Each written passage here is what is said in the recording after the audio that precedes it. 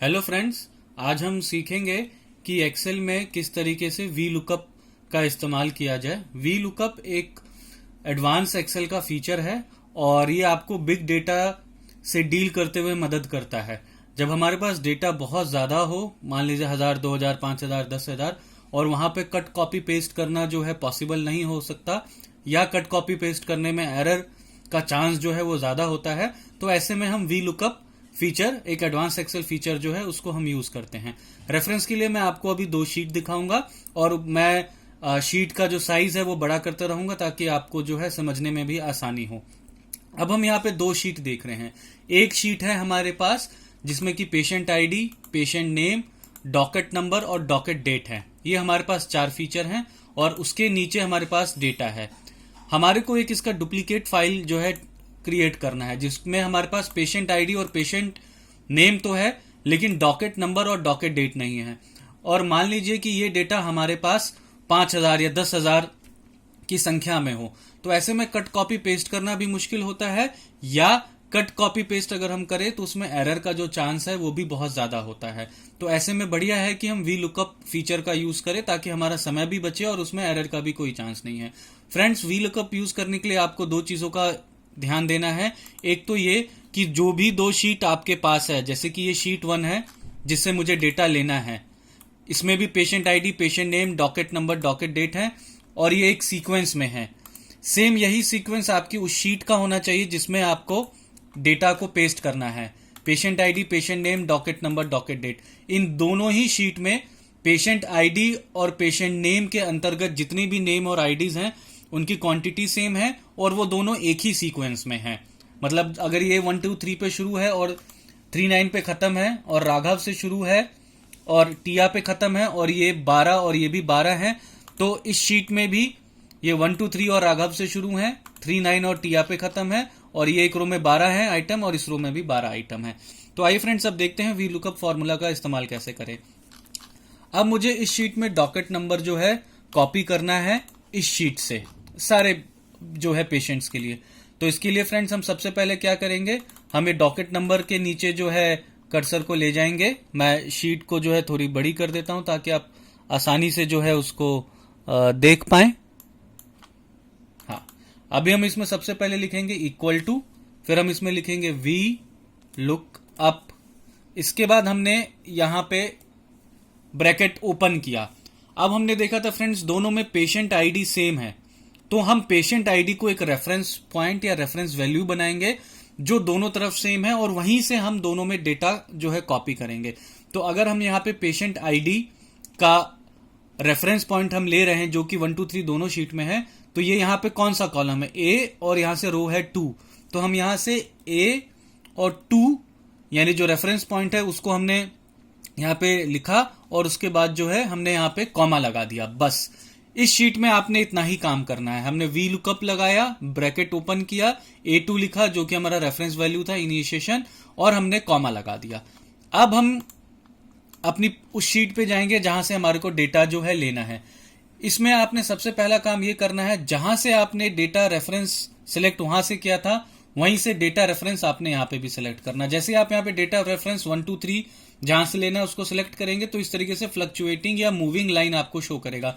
यहां से हमारे को डेटा रेंज सिलेक्ट करना है, तो मैंने ये शिफ्ट पकड़ के डेटा रेंज जो है पूरा सिलेक्ट कर लिया। आप देखते हैं यहां पे मेरा पूरा डेटा आ गया। अब मान लीजिए मुझे उस शीट में डॉकेट नंबर चाहिए, तो ये फ्रेंड्स आपने ध्यान रखना है, हमें कॉलम नंबर काउंट करना होता है जहां से हम डेटा रेफरेंस सिलेक्ट करते हैं। मैंने डेटा रेफरेंस पेशेंट आईडी से सिलेक्ट किया है और मुझे डॉकेट नंबर का डेटा कॉपी करना है। तो डॉकेट नंबर पेशेंट आईडी से तीसरा कॉलम है, यानी ये 1 है, ये 2 है, ये 3 है, और ये डॉकेट डेट जो है वो 4 होगा। इस बात का ध्यान आपने रखना है फ्रेंड्स कि अगर पेशेंट आईडी से पहले आपके पास 5 कॉलम और हैं, लेकिन अगर आपने रेफरेंस पेशेंट आईडी से सिलेक्ट किया है तो आप पेशेंट आईडी से पहले वाले किसी को काउंट नहीं करेंगे। अगर पेशेंट आईडी से 5 कॉलम और हैं तो आप वहां से 1 2 3 नहीं सिलेक्ट करेंगे। हम 1 2 3 जो सिलेक्ट करेंगे वो हम सिलेक्ट करेंगे जहां से हमने रेफरेंस लिया है। तो अगर मुझे डॉकेट नंबर को कॉपी करना है तो मैं क्या करूंगा, 1 2 3 यानी तीसरा नंबर कॉलम का मुझे डेटा चाहिए। तो मैं यहां पे जाऊंगा, सबसे पहले कॉमा लगाऊंगा, उसके बाद 3 लगाऊंगा, क्योंकि 1 2 3 थर्ड नंबर कॉलम का मुझे डेटा चाहिए, मैं फिर से कॉमा लगाऊंगा। उसके बाद ये पूछता है आपको वैल्यू ट्रू चाहिए या फॉल्स चाहिए, तो मुझे ट्रू यानी जैसे ये डेटा एग्जैक्टली वैसे ही चाहिए, तो मैं इसको 0 करूंगा प्रेस। 0 प्रेस करते ही और जो है मैंने यहां पे एंटर दबाया, जैसे ही मैंने एंटर दबाया मेरे को उस शीट पे ले आया जहां पे मुझे डेटा चाहिए था। आप देखते हैं फ्रेंड यहां पे ऑटोमेटिकली EH001 आ गया है। अब मुझे ये पूरी शीट के लिए चाहिए, तो जहां पे मेरा डेटा रेंज खत्म हो रहा है मैंने वहां से कंट्रोल शिफ्ट पकड़ के उस पूरी लाइन को जो है सिलेक्ट कर लिया जहां पे मुझे डेटा चाहिए, या उस पूरी रो को सिलेक्ट कर लिया। यहां पे आपने ध्यान रखना है फ्रेंड्स, आपने यहां पे कंट्रोल डी जो है वो प्रेस करना है, कंट्रोल और डी। जैसे ही मैंने कंट्रोल और डी प्रेस किया मेरा वहां का सारा डेटा जो है उठ करके यहां पे आप देख सकते हैं फ्रेंड अपने आप ऑटोमेटिकली आ चुका है। अब लेकिन ये डेटा फ्रेंड सेव नहीं होता है, अगर आप इसको शीट बंद कर देंगे तो फॉर्मूला हट जाएगा और सारा डेटा आपका चला जाएगा। तो इसको सेव करने के लिए हमने क्या करना है, जिस रो में हमने डेटा सेलेक्ट किया है उसको आप पूरे को सिलेक्ट करिए, उसको कंट्रोल C करके कॉपी करिए, फिर राइट क्लिक करके पेस्ट स्पेशल में आपने जाना है। पेस्ट स्पेशल में जो है आपने जाने के बाद वैल्यूज को क्लिक करना है और फिर से इसको ओके कर देना है। ऐसा करते ही आप देखते हैं ऊपर से फॉर्मूला हट जाता है और आपका जो डेटा है वो पूरा का पूरा जो है वो सेव हो जाता है।